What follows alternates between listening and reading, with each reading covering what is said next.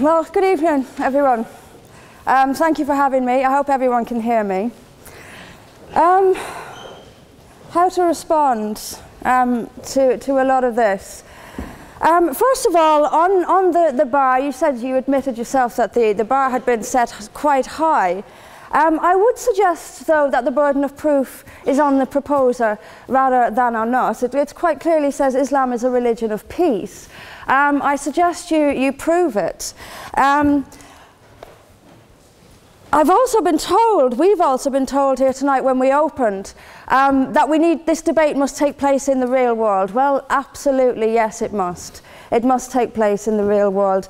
And I will describe what Islam is doing in the real world.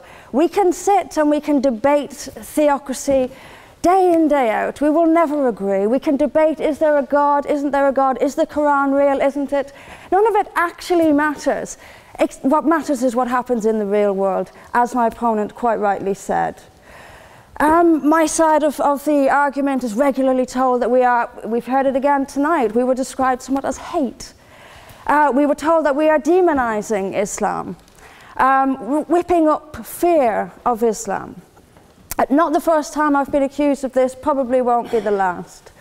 But let me just say, and let's take this into the real world as we've been advised to do, let me tell you what actually whips up fears of Islam.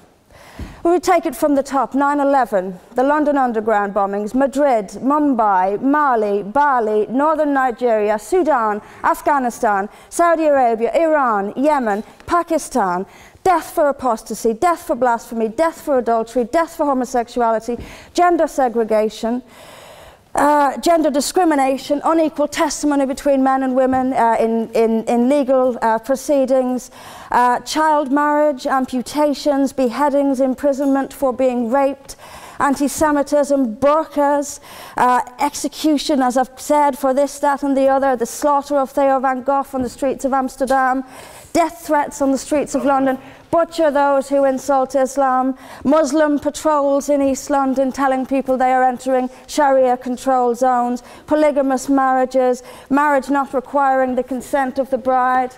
This is what causes fear of Islam. It is not me, it is not my colleagues on this side. Point of information on that point. If Islam and Muslims are responsible for the Muslim patrols, I'm not finished. I'm not. No, okay, I'm not. I mean, let me speak on.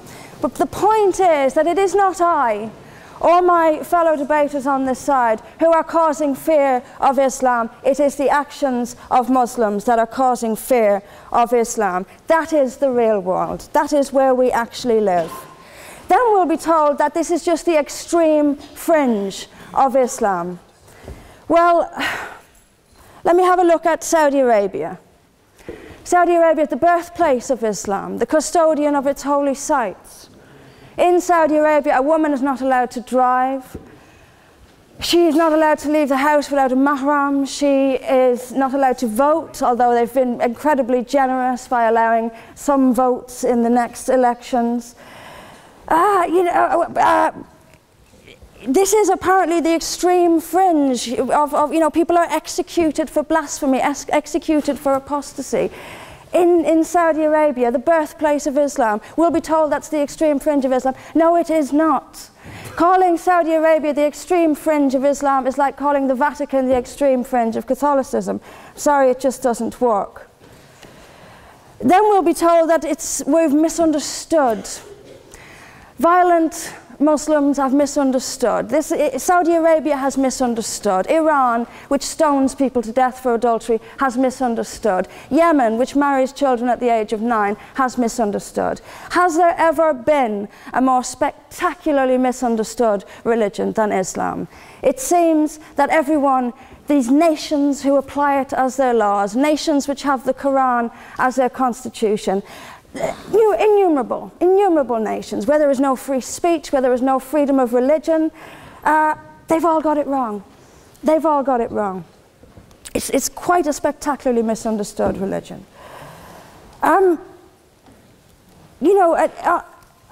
There's just so much. I'm constantly told as well that I need to respect Islam. I'm never quite given a good enough reason why.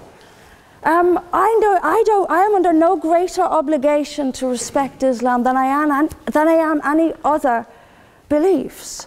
I'm under no more obligation to respect a woman oppressed in the name of Islam than if she is oppressed by the BNP or anyone else. I am under no obligation to make compromises with an ideology I simply don't see as peaceful. Why don't I see it as peaceful? Because of the evidence. If I look around the world and I see the countries where Islam calls the shots, all I see is brutality and violence imposed by the state. We were told that peace is not just the absence of violence but the presence of justice. Absolutely. I do not see how in a nation where, as the only woman here, I have some particular issues with the way women are treated in Islamic states. Now you can argue that they've got it wrong. Tell them that, because they seem to think that's what it is. Yes, I mean, there's so much to say about it, but is there a peaceful Islam? Yes, there is. It's in the hearts of peaceful Muslims. Unfortunately, though, there's also a rather more objective Islam, and peaceful Muslims have to do some really rather creative interpretation, like the command to beat her. I've seen Muslim women. I didn't stand up for you. Well, I didn't. So if you could just have a bit. I knew this would happen. I knew this would happen, by the way. I knew this would happen.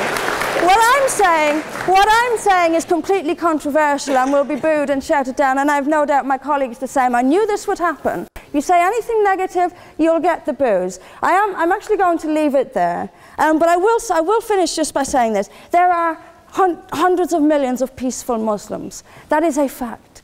But that does not mean that Islam itself is peaceful.